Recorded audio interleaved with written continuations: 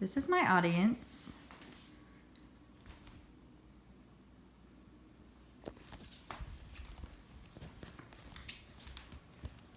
Hi everyone, my name is Alicia Campbell. How many times have you heard the famous saying, "Don't text and drive"? I know if I had $1 for every time I've heard this in just the 2 years I've had my license, I'd be able to buy a new car. Jokes aside, according to the U.S. Department of Transportation, in 2013, there were 2,910 fatal crashes that occurred on U.S. roadways that involved distraction. That amounted to about 10% of all fatal crashes. It's crazy to think that one little mistake, as small as picking up your phone and responding to a text or posting something to social media, could result in the loss of your life or the loss of someone else's. It doesn't have to be that way though. We all have the decision to avoid picking up our phone and decreasing the statistic. So today I'll be persuading you to refrain from texting and driving and ultimately saving a life. The Centers for Disease Control and Prevention recorded the death from distracted driving in the United States and found that the number is increasing significantly. In 2015, 3,477 people died from distracted driving. In 2015, 42% of high school students who drove in the past 30 days reported sending a text or an email while driving. So if we are trying to educate those around us on why not to text and drive, why exactly is this statistic growing? And if we are not doing a good enough job at educating those drivers, what can we do to change that?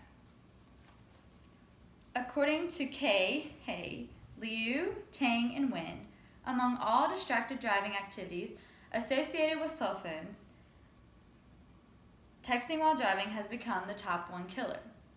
Recently, our community lost a young girl, only 16 years old, who became victim to the harmful outcomes of texting while driving. I'm sure when she sent that text, her last thought was that these words truly would be her last. Only about 3 minutes from her house, she sent that text. Could she have waited? More than likely. But does that change the fact that she is gone? No.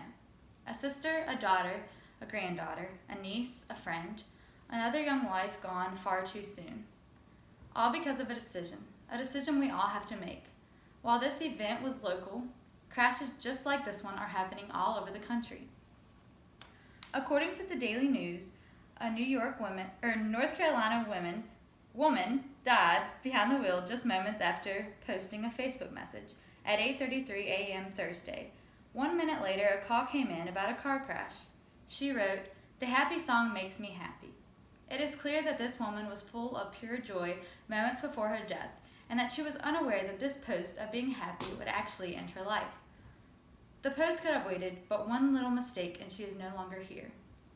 It is important to understand the consequences that derive from texting while driving as we develop a plan to reduce those consequences.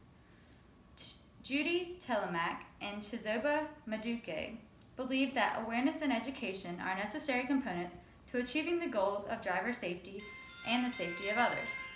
If we are unaware of the problem this action develops, we are unable to actually do something about it.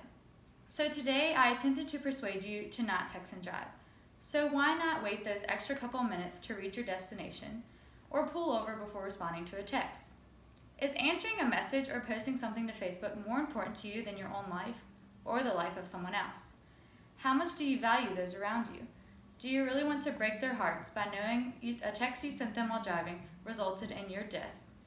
No one can make you put your phone down while driving, but we are old enough to understand the importance of being an alert driver and taking responsibility for our own actions. So put down the phone, educate a friend, and save a life. Save your life. This is my audience still.